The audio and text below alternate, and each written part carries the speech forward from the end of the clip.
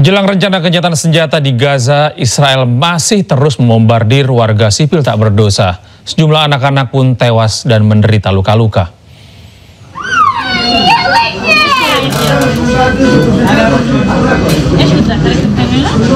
Seorang anaknya bisa menangis saat dibawa ke unit gawat darurat sebuah rumah sakit di jalur Gaza, Palestina. Serangan yang dilakukan Israel membuatnya terluka parah. Saat mendapatkan pertolongan dari petugas medis, anak ini hanya bisa menangis, memanggil-manggil ayahnya sambil teriak lapar dan hanya ingin makan.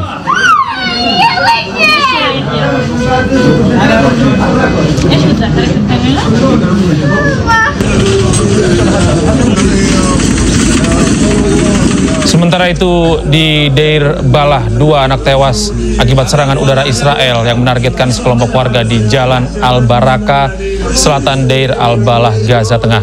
Ayah korban tak kuasa menahan tangis saat harus berpisah dengan kedua buah hatinya.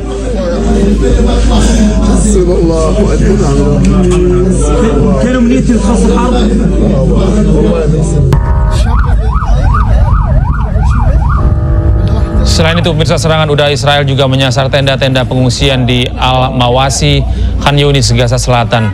Kondisi terparah menimpa tenda milik keluarga milik Abu Al-Ala. 1 orang pria dilaporkan meninggal dunia terkena ledakan bom Israel. Korban tewas di lokasi akibat luka berat yang dideritanya.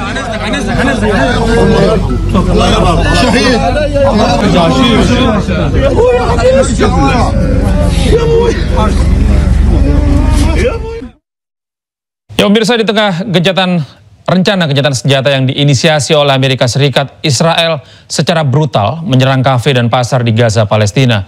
Akibatnya 34 orang tewas akibat serangan rudal tersebut.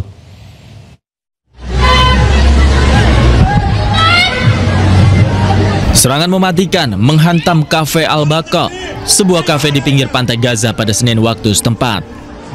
Pasca serangan, nampak asap tebal mengepul tinggi, sementara warga berlarian berupaya menyelamatkan diri. Akibat serangan ini, kafe yang sedang dipenuhi wanita, anak-anak, dan wartawan porak-poranda. Total 34 orang meninggal dunia dan 50 orang terluka parah. Salah satu korban tewas adalah jurnalis Ismail Abu Hatab. Diketahui, kafe Al-Baqa kerap dikunjungi oleh wartawan dan pelajar untuk mengakses internet dan mengisi daya ponsel.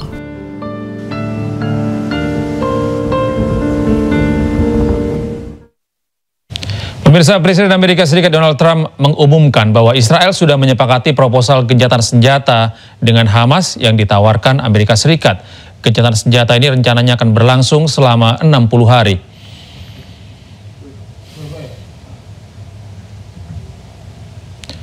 Melalui akun sosial medianya, Donald Trump menyebut bahwa Israel telah menyetujui proposal gencatan senjata yang ditawarkan Amerika Serikat. Kesepakatan tersebut juga sudah diberikan kepada perwakilan Qatar dan Mesir untuk selanjutnya disampaikan ke Hamas. Trump meminta Hamas menerima proposal gencatan senjata selama 60 hari di Gaza untuk meredam agresi Israel. Jika Hamas menolak, Trump juga mengatakan bahwa semuanya akan menjadi lebih buruk. Rebuild that country. Is there a point where you tell Netanyahu, like, you gotta end this now, you gotta strike a deal? Well, he wants to. I can tell you he wants to, and I think we'll have it. I think we'll have a deal next week. Pemirsa, pemerintah Israel kembali mengeluarkan peringatan keras terhadap Hamas apabila kelompok tersebut menolak menyepakati proposal gencatan senjata dan pertukaran tawanan. Israel mengancam wilayah Gaza berubah menjadi debu.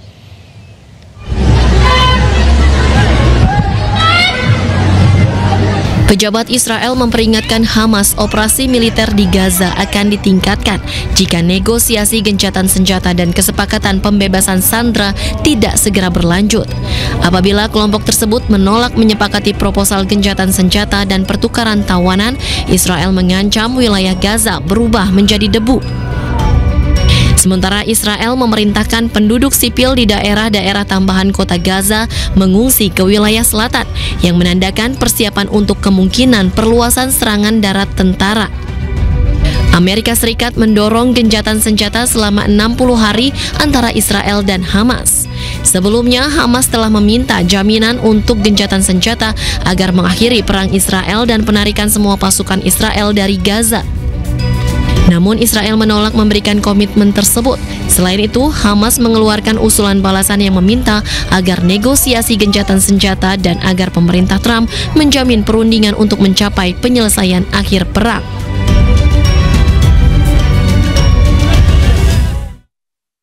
Pemirsa, Presiden Iran Masoud Pezeshkian secara resmi menangguhkan kerjasama dengan Badan Nuklir PBB atau IAEA. Keputusan ini diambil imbas Badan Nuklir PBB yang berpihak kepada negara-negara Barat dan memberikan pembenaran atas serangan udara Israel. Dan pemirsa, informasi ini sekaligus menutup kebersamaan kita dalam iNews malam hari ini. Temukan selalu informasi-informasi terbaru kami di www.inews.id. Dan cuplikan tayangan berita iNews juga dapat Anda saksikan di kanal YouTube @official_iNews. Mewakili kerabat kerja yang bertugas, saya Gede Satria pamit undur diri. Terima kasih atas kebersamaan Anda. Tetap sehat, tetap semangat, dan sampai jumpa.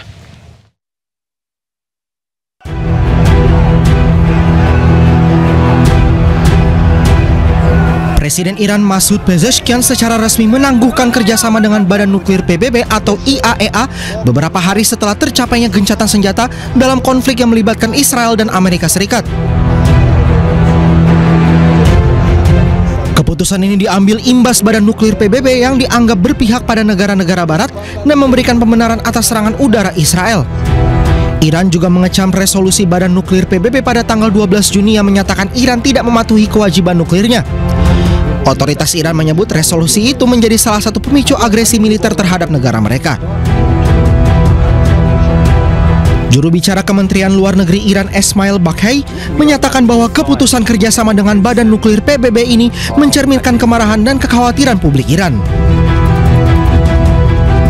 We are not hostile to any person at the international organizations, IAEA being one of them. The point is that yes, we are outraged. Our people are really unhappy and angry about the IAEA's position and Board of Governors resolution against Iran that provided a basis for the Israeli regime's attack against Iranians' nuclear facilities.